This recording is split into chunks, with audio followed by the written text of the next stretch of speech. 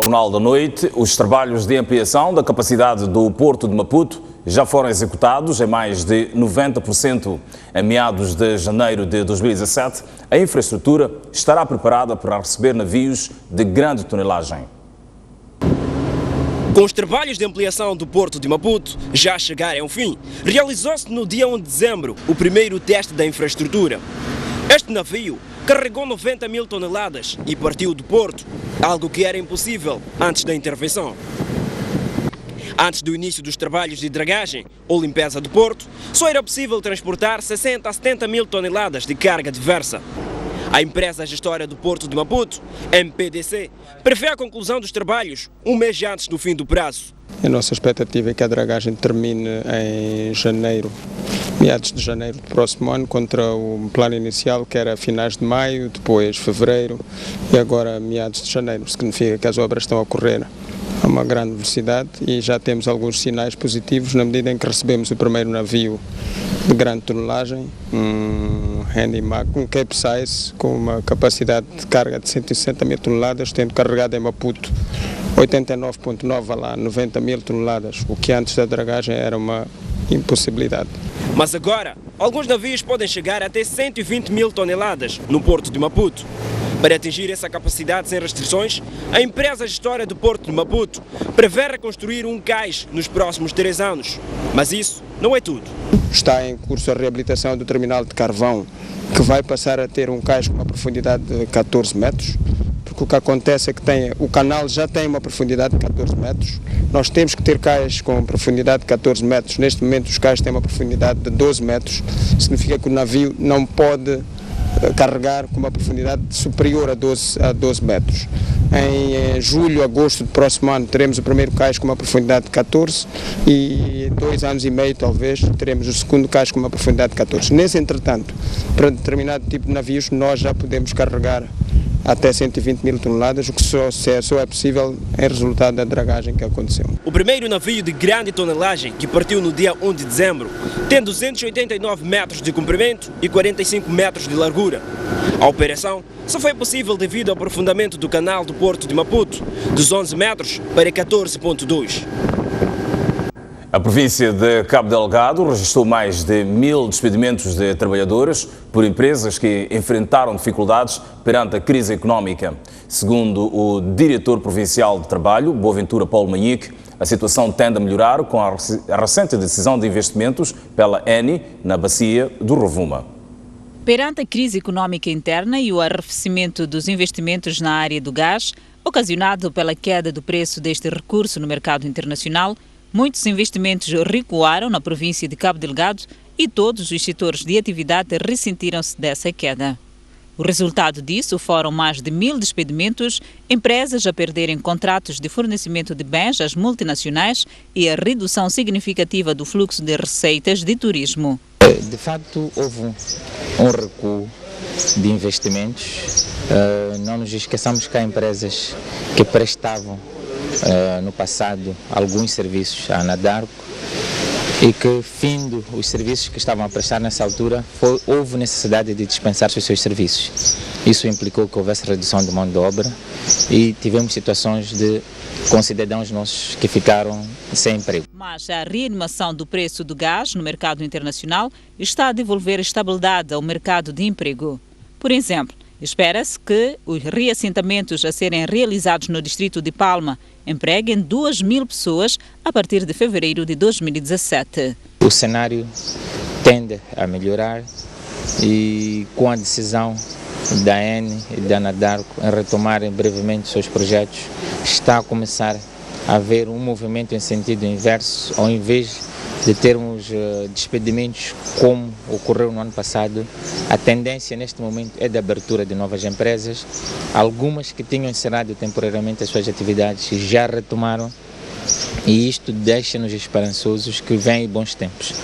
Brevemente vamos ter a fase de reassentamento em Palma, que já está bastante avançada, e só em Palma nós estimamos ter acima de 2000 trabalhadores. Há novas empresas que diariamente estão a comunicar início de atividade e para nós isso é promissor. Devo dizer que este ano já tivemos mais de 190 empresas que abriram até ao terceiro trimestre. A passagem da equipa, que integra o governo e parceiros por Cabo Delgado, inclui o distrito de Montepuez, onde está a operar um centro de negócios que apoia a produção agrícola local, e um Instituto Nacional de Emprego e Formação Profissional que se ocupa da identificação de oportunidades e formação de jovens em diversas áreas. Ainda em Cabo Delgado, o custo de vida reduziu pela metade o rendimento dos taxistas na cidade de Pemba. Baixa procura e alto custo de combustíveis levaram a um difícil ajustamento das despesas dos praticantes daquela atividade. Ao contrário do que acontece na região sul, onde os serviços de táxis são prestados quase exclusivamente por veículos automóveis, no centro e norte do país são maioritariamente realizados através de motorizadas e por jovens que encontraram na atividade a melhor saída para o desemprego. Em entrevista à STV, contam que o aumento de preços de combustíveis e de produtos básicos baixou pela metade o rendimento diário de um tempo a esta parte. Portanto, já há bom tempo eu conseguia ter 700, 800 por dia. Mas por um momento 400, se eu sair com 400 é muito também. A gasolina que está a elevar, mas nós tentamos também elevar o nosso preço de como taxistas. Às vezes os clientes não aceitam. Numa distância que nós cobrávamos 50 meticais, podem vir cobrar 30 meticais ou 40 meticais. Então aquela é uma perca para nós. O dinheiro que fazíamos como há muito tempo, já não estamos a fazer como agora a falta de dinheiro. Há muito tempo conseguíamos pelo menos 500, mas agora a situação está mal. Não saímos com 500, já saímos com 200, 300. Assim, não resta outra alternativa que não seja ajustar a qualidade de vida a um orçamento mais pobre. Cada vez mais estou a falar de que não há dinheiro. Aquilo que conseguimos, conseguimos comprar um copo de paliche para podermos consumir. Os dias estão passando. É melhor mesmo os amigos ter mesmo como eu costumo fazer, né? Não apanhar esse valor para ir lá nas pepitas, não, é melhor apanhar esse valor, tratar a moto e tratar a sua vida lá em casa. Estes jovens afirmam também que não dispõem de grandes opções de emprego, pelo que, apesar da crise, vão continuar a exercer a mesma atividade. O governo ofereceu kits de autoemprego a 250 jovens da província de Cabo Delgado. Trata-se de equipamentos para a área de construção, serralharia, pintura, carpintaria e eletricidade. Uma iniciativa que pretende desenvolver competências profissionais da juventude local. A entrega dos materiais teve lugar esta sexta-feira na cidade de Pemba, em Cabo Delgado, na presença de quadros das Nações Unidas, Cooperação Espanhola, Organização Internacional do Trabalho, entre outras organizações. A vós desejamos muito empenho, muita dedicação e que transformem o que aprenderam em tempos de formação, em conhecimento prático. Na ocasião, o vice-ministro desenvolveu debate sobre o projeto que está a ser desenvolvido pelo Ministério do Trabalho, Emprego e Segurança Social para desincentivar a venda de vagas para o emprego, ato muito frequente na sociedade e que é tomado como violação à lei. O governo lançou, a 17 de novembro passado, a campanha Vaga não se paga e competência não se compra. Esta campanha visa sensibilizar aos cidadãos para pautarem pela cultura de trabalho e bem servir. Aspectos que não se compadecem com atitudes antiéticas e até criminais, tais como corrupção, nepotismo, que em alguns quadrantes tendem a caracterizar os serviços, sobretudo ligados às contratações. Já os beneficiários dos materiais de trabalho dizem dispor de melhor oportunidade e de se afirmarem no mercado. Tentar sim, trabalhar para poder mostrar aos outros jovens que ficar em casa sentado não ajuda nada. Podemos enriquecer nós os jovens para não entrar na vida de bandidagem. Então, para a gente escapar dessa vida de bandidagem, só podemos procurar um emprego. A atividade de promoção de emprego em Cabo Delgado está dentro do programa Mais e Melhores Empregos em Cabo Delgado, financiado pela Cooperação Espanhola em 1,5 milhão e que prevê criar 1.500 postos de trabalho até 2017. Membros do governo estão a monitorar o plano operacional de produção de alimentos em todo o país para assegurar o cumprimento das metas da época agrícola no cenário de previsão de excesso de chuvas. Membros do Conselho de Ministros palmilham campos agrícolas e interagem diretamente com os agricultores. A ministra da Saúde, Nazira Abdullah, é chefe da brigada que trabalha na província de Tete. Aqui, a governante pediu que as sementeiras atrasassem para aproveitar as chuvas previstas para o próximo trimestre. Uma vez que a previsão para o próximo trimestre de 2017, as quedas prevê-se que sejam cerca de 100%, então o que está-se a recomendar aos agricultores é de que se atrase um bocadinho as sementeiras, de maneira a aproveitar estas quedas hídricas que vão acontecer no próximo. A governante também advoga o uso de meios tecnológicos para reduzir os custos de produção. Os custos são altos, mas se nós começarmos a introduzir algumas tecnologias, estes custos poderão ser reduzidos. Neste momento, a insuficiência de sementes está entre os maiores obstáculos à produção. O outro desafio que nós verificamos nesta nossa monitoria é a questão das sementes e a falta de provedores ao nível da província, mas também notamos que a província já está a fazer esforços no sentido de contactar os provedores das outras províncias, porque há apoios tanto ao nível do governo como ao nível dos parceiros que trabalham com a província. Ultrapassados estes desafios, acreditamos que a província vai conseguir cumprir com as metas que estipulou no seu plano econômico e social para esta campanha agrária 2016-2017. Há que recordar que Tete registrou déficit de 32% na produção de cereais na sequência da seca prolongada na época passada. A Universidade Católica de Moçambique graduou sábado em diversos cursos um total de 434 estudantes. Dentre eles, 355 são licenciados, 79 mestres. Trata-se da quinta graduação desde que foi instalada a Faculdade de Ciências Sociais e Políticas da Universidade Católica de Ligação de Quilimane. O vice-reitor da universidade falou das parcerias que a universidade tem com outras instituições internacionais. Referimos-nos ao doutoramento em Filosofia de Negócios com a Universidade Aberta do Zimbábue, doutoramento em Direito com a Universidade Nova de Lisboa, doutoramento em Ciências de Comunicação com a Universidade Católica Portuguesa, doutoramento em Sistema de Informação com a Universidade Nova de Lisboa, doutoramento em Sustentabilidade Social com a Universidade Aberta de Lisboa. A Universidade Católica de Moçambique está estruturada de tal modo que, de forma constante, promove a investigação. O governador da Zambésia e o edil de Quilimane falaram dos desafios dos graduados na vida futura. Nossa maior alegria será quando, na vossa vida profissional e social, souberem aplicar os conhecimentos adquiridos durante os anos de aprendizagem, quando esses conhecimentos estiverem orientados para a solução dos problemas concretos da população, contribuindo para o seu bem-estar nas dimensões humana, econômico, social e cultural. Os desafios que temos pela frente é enorme. A nossa população, os nossos munícipes, os nossos concidadãos esperam de vós muita coragem, esperam de vós soluções para os problemas que o nosso país enfrenta. E nós também contamos convosco para que possamos, de facto, encaminhar este barco chamado Moçambique, que todos amamos, para um bom porto. Os graduados dizem que tudo farão para dignificar a formação. Bom, estou muito feliz por acaso conseguir representar o curso de Administração e Gestão de Negócios como melhor estudante.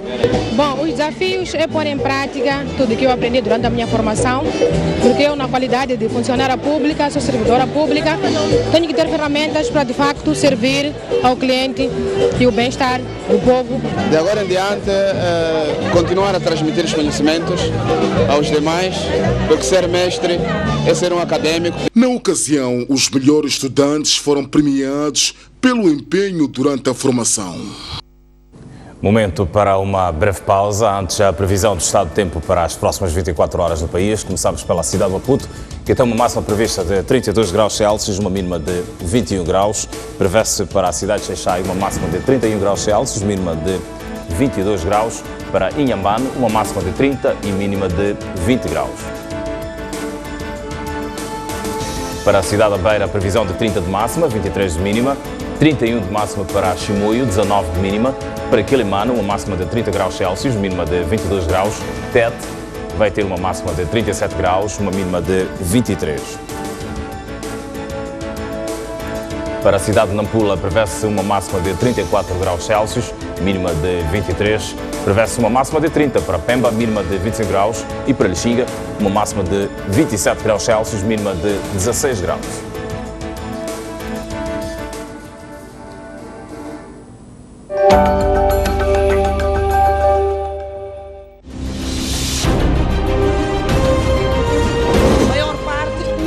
Novos tempos e novas esperanças. A grande questão agora é tentar perceber como é que uma obra tão recente desabou.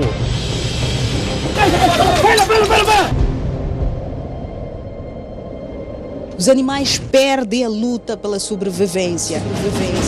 Garanta a subsistência de milhares de pessoas que vivem no bairro de Ulém. Apesar de todos os episódios de insegurança, as embarcações são a única alternativa para... Nesse terreno pequeno viviam 5 famílias. Apesar, é sempre bom ter um maior cuidado.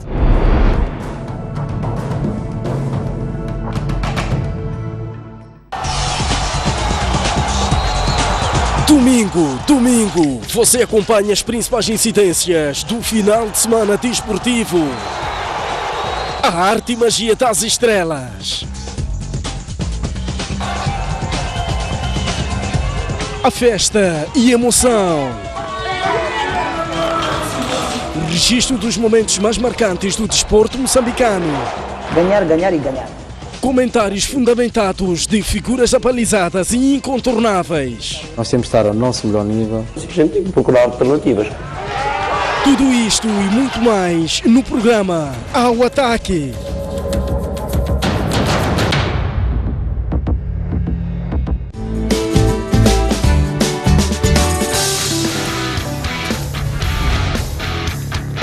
Apareceu uma mancha no seu rosto e está preocupado porque não sabe o que é.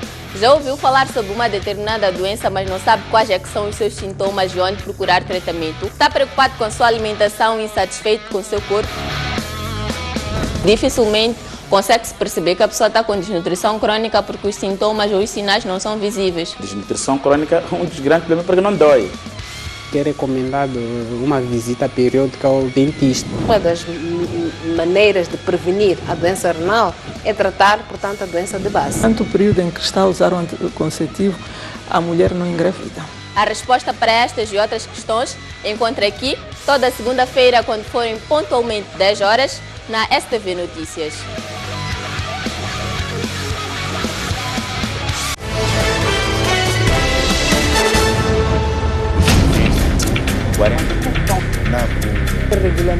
Comece a semana informado sobre os direitos na aquisição de bens e serviços. Hora do consumidor. Qual é a eficiência das autoridades na resposta a cenas de violação dos direitos do consumidor? É uma realidade. Isto não é segredo para ninguém que na função pública a corrupção é que reina. Mas a minha questão agora é, estou levado porque fiquei todo dia sem trabalhar, porque o mesmo operador tinha problemas técnicos. Quando a gente tem que reclamar, a própria burocracia não. Como agir perante flagrante quebra de direitos do consumidor? Nessas situações, qual é a garantia que é oferecer a lei? A própria lei estipula que quando o processo da adjudicação não lhe favorece, tendo os fundamentos, pode reclamar. Temos que usar de todos os meios, esgotarmos todos os meios que o Estado dispõe para que a gente possa ter os nossos direitos satisfeitos. Agora, às segundas-feiras, às 17h30, aqui na STV Notícias.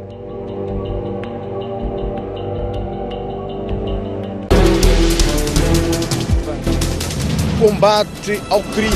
É a palavra de ordem da chegada do líder da RNAP à cidade portuária de Natal. Davis Mango deixou ficar as seguintes considerações. A partir da cidade da Beira e com imagens de Manuel Chicava. No interior desta viatura seguiam 4 ocupantes.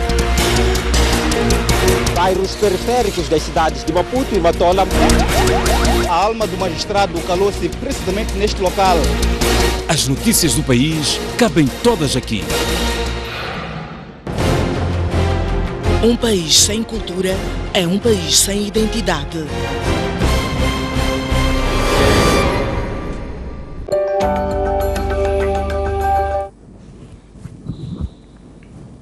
Olhamos agora para as notícias do estrangeiro, na retoma das notícias no Jornal da Noite. As cinzas de Fidel Castro já estão em Santiago de Cuba, onde o líder da Revolução Cubana será sepultado este domingo. Amigos e admiradores de Fidel Castro não param de chegar a Havana para participar na cerimónia. Os cubanos prestaram a derradeira homenagem pública a El Comandante no último sábado, simbolizando o fim de uma marcha que iniciou na última quarta-feira em Havana. O percurso seguiu a rota inversa à da Revolução Cubana há mais de 50 anos até Santiago, onde tudo começou. Durante a marcha, várias pessoas acompanhavam o cortejo fúnebre, gritando o nome do líder cubano que dirigiu o país durante 47 anos, de 1964 a 2011. Amigos e admiradores de Fidel Castro continuam a chegar em Havana para participar do funeral marcado para este domingo no cemitério de Santa Ifigênia, em Santiago de Cuba. Para tomar parte da cerimónia neste sábado, chegaram a Cuba os antigos presidentes do Brasil, Dilma Rousseff e Lula da Silva, dois governantes defensores das políticas sociais ativistas e da democracia direta.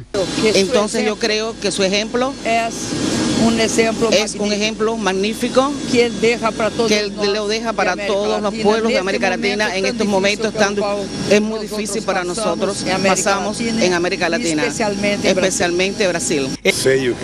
Eu sei que Fidel representou aqui em Santiago o povo pobre, para o povo, o mundo inteiro, para as pessoas que lutam por a igualdade social, para as pessoas que lutam por dignidade. No adeus ao homem que manteve fortes laços com os movimentos de libertação de vários países africanos, incluindo a Frelimo, Moçambique, estará representado pelo antigo presidente da República, Armando Guebuza.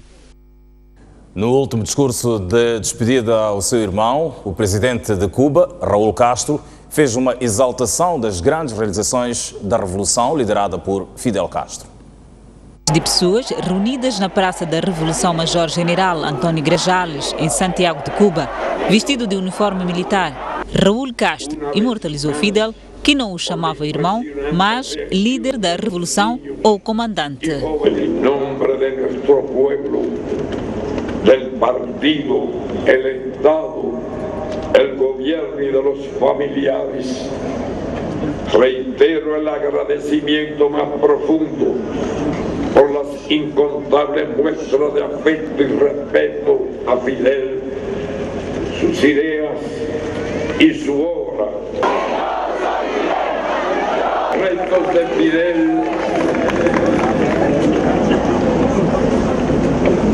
en la plaza de la Revolución Mayor General Antonio Maceo Grajales, en la heroica ciudad de Santiago de Cuba, juramos defender la patria y el socialismo y juntos reafirmemos todos la sentencia del titán de bronce. Quien intente apropiarse de Cuba recogerá el polvo de su suelo anegado en sangre, si no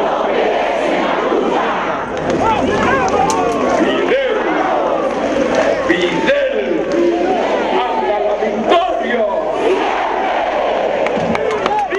O nome de Fidel Castro não será usado para denominar lugares públicos, nem se erguerão monumentos em sua memória, segundo seu desejo manifestado antes de morrer.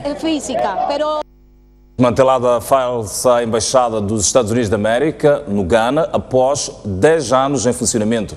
A embaixada era dirigida por um grupo de crime organizado composto por cidadãos do Ghana e da Turquia, tal como dá conta o site oficial do Departamento de Estado norte-americano. Instalada numa propriedade no centro de Accra, capital do Ghana, onde está fixada a verdadeira embaixada dos Estados Unidos, a falsa representação emitia visas falsos e outros documentos. De acordo com o Departamento de Estado norte-americano, a falsa embaixada hasteava a bandeira dos Estados Unidos 3 vezes por semana, assim como pendurava uma fotografia de Barack Obama dentro do edifício. Para além disso, a embaixada falsa emitia documentos falsificados e cobrava valores superiores a $6.000. Depois de buscas ao local, foram apreendidos cerca de 150 passaportes de 10 países diferentes, legítimos e falsificados, assim como outros documentos de identificação. Voltamos às notícias do país e uma notícia dá conta de que as autoridades apreenderam mais de 1000 contentores de madeira contrabandeada em Nacala, província de Nampula. Estima-se que seja a maior quantidade de madeira apreendida no país no âmbito do abate e exportação ilegal da madeira. Esta é uma informação para acompanhar nos próximos serviços de notícias aqui na STV. E agora olhamos para organizações da sociedade civil e trabalhadores da empresa ENI que juntaram-se este fim de semana para uma campanha de limpeza na praia da Costa do Sol. Os organizadores dizem que o evento tem em vista consciencializar as pessoas sobre as boas práticas ambientais. Logo pela manhã, dezenas de pessoas com sacos plásticos, baldes, vassouras e outros materiais de limpeza dirigiram-se à praia da Costa do Sol.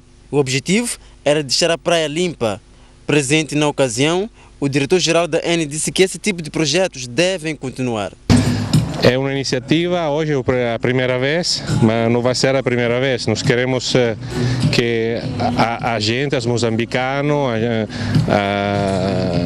possam vir e desfrutar na praia todos os dias. Então, é uma iniciativa que vai continuar no tempo. A Associação Tumbuluco defendeu na ocasião que esse tipo de ações devem ser replicadas para que cresça a consciência sobre a preservação do meio ambiente. O que nós estamos aqui a fazer é demonstrar, limpando, que nós podemos contribuir para as cidades estarem mais limpas e para as praias principalmente ficarem mais limpas. E por que nós estamos a fazer na praia de Costa do Sol? Porque nós achamos que a praia do Costa do Sol é um local muito importante para a dinâmica social do cidadão na cidade de Maputo. Para além da limpeza, foram desenvolvidas várias atividades recreativas. Para a vez do desporto, terminou há momentos a final da Taça dos Clubes Campeões Africanos de Basquetebol Seniores Femininos. O Interclube de Luanda venceu o Ferroviário de Maputo por 67-49, revalidando assim, portanto, o título de campeã africana. No outro jogo, para o apuramento do terceiro e quarto classificado, o First Bank da Nigéria terminou, portanto, com uma vitória na terceira posição nesta prova, depois de vencer, portanto, domingo, o 1º de agosto de Angola por 62-54. A equipa do 1º de agosto entrou com a sua máquina bem afinada e com pontaria acertada.